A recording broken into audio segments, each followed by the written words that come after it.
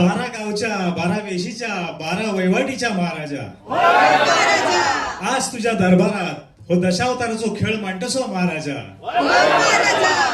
आज या खेळाक विघ्नहर्ता गणपती गजानन सामील करून घे महाराजा.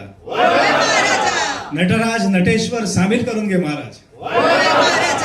पोरापासून थोरापर्यंत आणि म्हाताऱ्यापासून तरण्यांपर्यंत सगळ्यांना सामील करून घे महाराजा. समीक्षक परीक्षक राजी करून घे महाराजा.